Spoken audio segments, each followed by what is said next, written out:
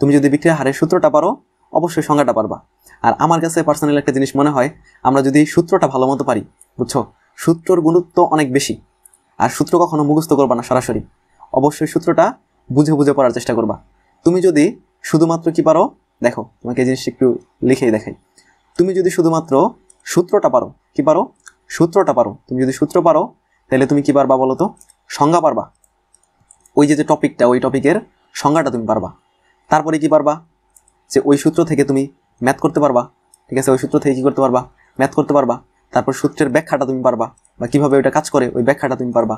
এরপর তুমি কী পারবা বলো তো, ওই যে তুমি ম্যাথটা করছো, ওই ম্যাথে তো অবশ্যই যদি একটা তোমার হচ্ছে ধরো এখানে কি ছিল, বিক্রিয়ার হার, ওটার তো অবশ্যই একটা একক থাকবে, বা বিক্রিয়ার হার ধ্রুবক, ওইটারও একটা একক থাকবে। তাহলে তুমি সূত্র যদি ভালো মতো পারো, সংজ্ঞা পারবা, ম্যাথ পারবা, সূত্রের ব্যাখ্যা পারবা, তারপর হচ্ছে একক বের করতে পারবা, যে আসলে সূত্রের এককটা কি ছিল বা কি হবে সেটা বের করতে পারবা। তারপরে তুমি কি পারবা বলো তো, মাত্রাও কিন্তু বের করতে পারবা, হোক সেটা ফিজিক্স অথবা সেটা হোক কেমিস্ট্রি।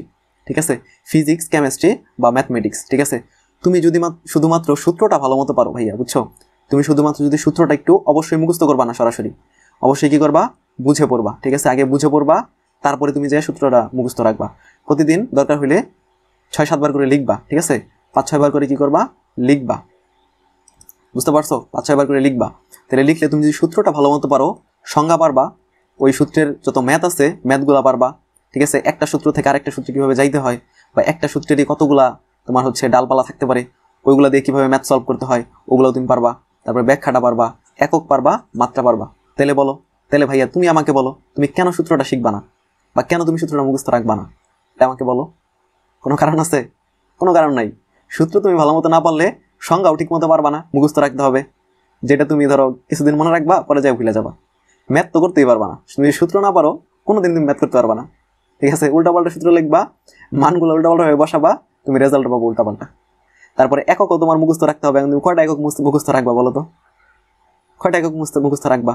তারপরে মাত্রা, এটাও তুমি ফিজিক্সের ক্ষেত্রে মাত্রা অনেক বেশি কাজে লাগে। তো মাত্রা তুমি যখন বের করবা, তখন সূত্র যদি তুমি ঠিক মতো না জানো, কয়টা এলিমেন্টের মাত্রা তুমি মুখস্থ রাখবা। ধরো বলের মাত্রা তুমি মুখস্থ রাখলা, কাজের মাত্রা তুমি কিভাবে মুখস্থ রাখবা, তারপরে গতিশক্তির মাত্রা কেমন মুখস্থ রাখবা, তারপরে তোমার হচ্ছে ভরবেগের মাত্রা কেমন মুখস্থ রাখবা। এগুলো তো মুখস্থ রাখার বিষয় না রে ভাই। এই সূত্র হচ্ছে মেইনলি, সূত্রটা হচ্ছে বোঝার বিষয়, আর বোঝার পরে তারপরে কয়েকবার লিখলেই ওটা তোমার মোটামুটি আত্মস্থ হয়ে যাবে, তখন ওটা তোমার মনে থাকবে, বা ওটা তুমি মুখস্থ রাখতে পারবা। ঠিক আছে, বাট এই যে একক, মাত্রা, এগুলো কিন্তু ভাই কোনোদিনই মুখস্থ করার মতো কিছু না। দু একটা এলিমেন্ট আছে যেটা মুখস্থ করতে হয়, বাট ম্যাক্সিমামগুলাই মুখস্থ রাখার জন্য না।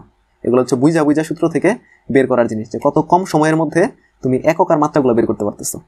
ঠিক আছে, আচ্ছা যাই হোক, তো আসলে জিনিসটা দরকার ছিল, এই জন্য পড়ার মাঝখানে জিনিসটা তোমাদের একটু বললাম। ঠিক আছে, ওকে, তাহলে চলো আমরা হচ্ছে আগের স্লাইডে যাই। হ্যাঁ।